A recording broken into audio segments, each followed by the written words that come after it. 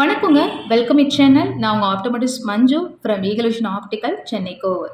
இன்னைக்கு இந்த பதிவில் என்ன பார்க்க போறோம் அப்படின்னா, நம்ம கண்கள்ல தூசி விழுந்தது அப்படின்னா எப்படி வீட்லயே ரிமூவ் பண்றது? ஓகேங்களா? ஐ மீன் டஸ்ட் விழுந்தது அப்படின்னா எப்படி ரிமூவ் பண்றது அப்படின்னு தாங்க பார்க்க போறோம். ஸோ கண்டிப்பாக ரொம்ப சிவியர் கண்டிஷன்ஸ் இருந்ததுன்னா கண்டிப்பாக நீங்கள் ஐ டாக்டர் பார்த்துட்டு அதுக்கேற்ற மாதிரி ட்ரீட்மெண்ட் பண்ணிக்கணும். அண்ட் பேசிக்காக நீங்கள் வீட்லேயே வந்து ரிமூவ் பண்ணணும் அப்படின்னு நினைக்கிறீங்கன்னா இந்த 5 டிப்ஸ் வந்து கண்டிப்பாக வந்து ட்ரை பண்ணி பாருங்கள். க்யூர் ஆகிடும், பயப்பட வேண்டாம்.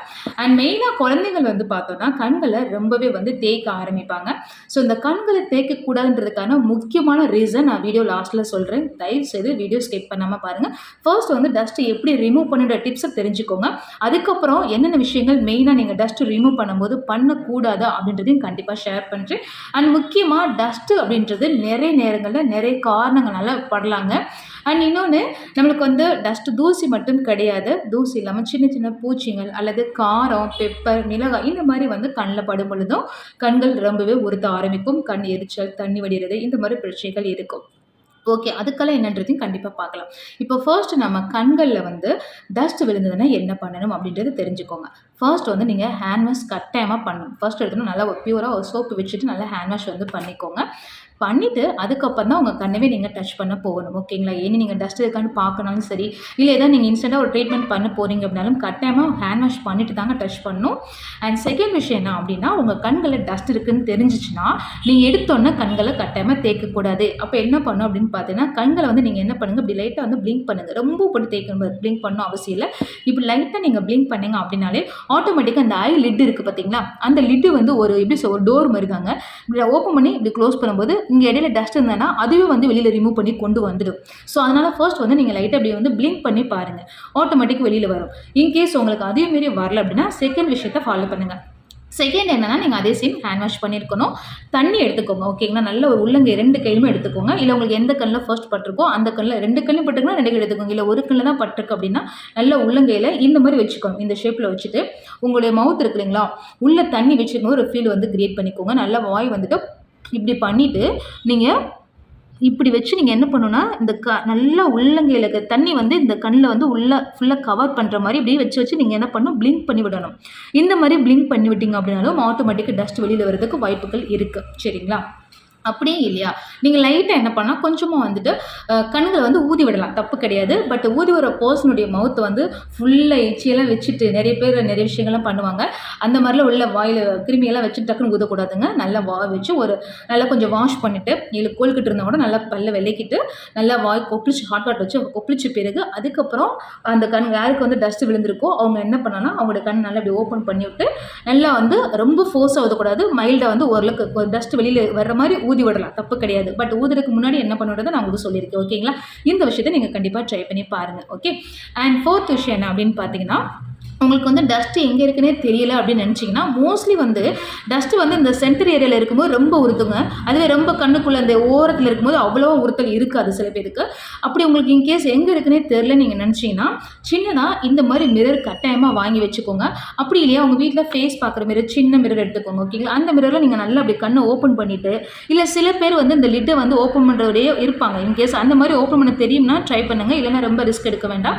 ஸோ லைட்டாக அப்படி நல்லா அப்படி ஓப்பன் பண்ணிவிட்டு நீங்கள் டஸ்ட்டு எங்கே இருக்குன்னு பாருங்கள் அந்த சின்ன மிரரில். உங்களுக்கு அதுவும் மாரி தெரியலை அப்படின்னும் பொழுது நீங்கள் இந்த மாதிரி மேக்னிஃபிகேஷன் கிளாஸ் வந்து நீங்கள் வாங்கி வச்சுக்கலாங்க. இது எமர்ஜென்சிக்கு கட்டாயமாக உங்களுக்கு உதவும். இது ஜஸ்ட் ஒரு 40 rupees அந்த மாதிரி தான் வரும். இதை வச்சு நீங்கள் நல்லா அப்படி பக்கத்தில் ஃபோக்கஸ் பண்ணிங்கன்னா மேக்னிஃபிகேஷன் பண்ணி காமிக்கும், பெருசு பண்ணி காமிக்கும். நீங்கள் அழகாக டஸ்ட் எங்கே இருக்குன்னு நீங்கள் தெரிஞ்சுக்க முடியும். ஸோ அதுக்கப்புறமா நீங்கள் என்ன பண்ணணும், டஸ்ட் எங்கே இருக்குன்னு தெரிஞ்சிச்சுன்னா ஒரு சின்னதாக இந்த மாதிரி பட்ஸ் வாங்கி வச்சுக்கோங்க. பியூராக இருக்கணும். அப்படி யூஸ் பண்ணுறது டஸ்ட் இருக்கிறது கட்டாயமாக கூடாதுங்க. ஸோ இந்த பட்ஸை நீங்கள் என்ன பண்ணணும், லைட்டான பியூர் வாட்டரையோ அல்லது மைல்டான ஹாட் வாட்டரில் நல்லா நனைச்சிட்டு அந்த ஈரம் இல்லாமல் நல்லா ஃபுல்லாக அப்படி அமுக்கி பிழிஞ்சு விட்டுருங்க. ஓகேங்களா?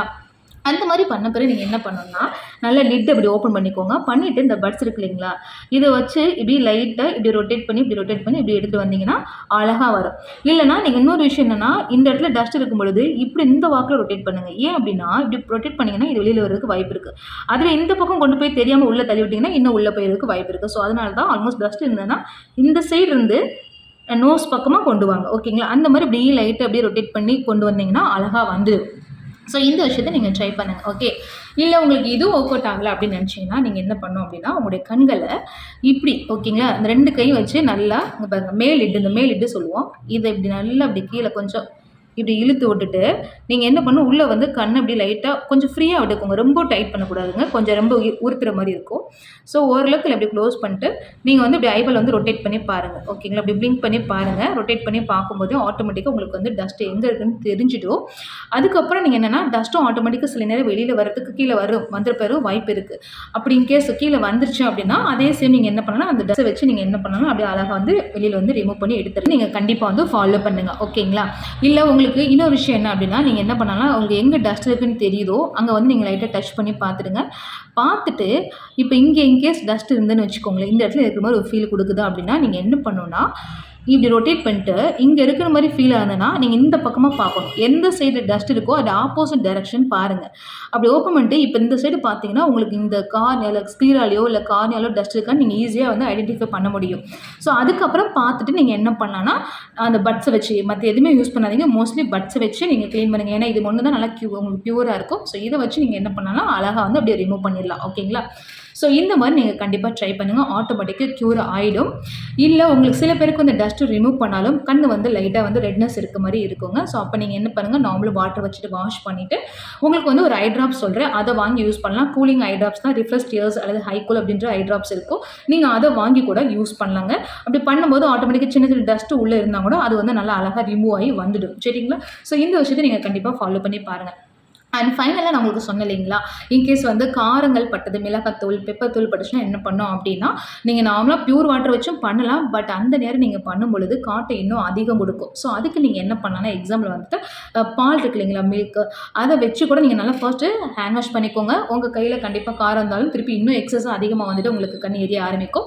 அப்போ நல்லா ஹேண்ட் வாஷ் பண்ணிவிட்டு நல்லா கை தொடச்சிட்டு அதுக்கப்புறமா மில்க்கை வச்சு நல்லா வந்து வாஷ் பண்ணுங்கள் கண்ணை. இல்லை நான் சொன்ன மாதிரி தண்ணி மெத்தட் யூஸ் பண்ணாங்களா, அந்த மாதிரி கூட நீங்கள் மில்க் வச்சு ட்ரை பண்ணலாம். இது மூலமா அந்த காரம் வந்து நல்லா நியூட்ரலைஸ் ஆகிடும். கண்டிப்பாக ட்ரை பண்ணி பாருங்கள். ஓகே, இப்போ ஃபைனலாக உங்களுக்கு வந்துட்டு என்னென்ன விஷயங்கள் பண்ணக்கூடாதுன்றதை நான் முக்கியமாக சொல்லிக்கிறேன். ஓகேங்களா? ஸோ இப்போ நம்ம இந்த இதில் பார்த்தீங்கன்னா உங்களுக்கு தெரியும், இதுதான் நம்மளுடைய ஐபால். ஓகேங்களா? ஸோ ஐபாலில் உங்களுக்கு ஃபர்ஸ்ட் வந்து சின்னதாக சென்டரில் ஒரு சின்னதாக ஒரு ரவுண்ட் இருக்குது பார்த்தீங்களா, அது வந்து பீப்புள். ஓகேங்களா?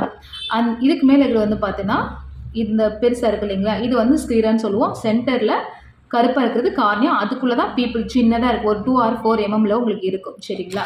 ஸோ இப்போ என்னுடைய கண்ணே காமிக்கிறேன். ஓகேங்களா? இது ஒயிட் வந்து ஸ்க்ளீரான்னு சொல்லுவோம். அதுக்கப்புறம் கார்னியா, அதுக்குள்ளே தான் பீப்புள்.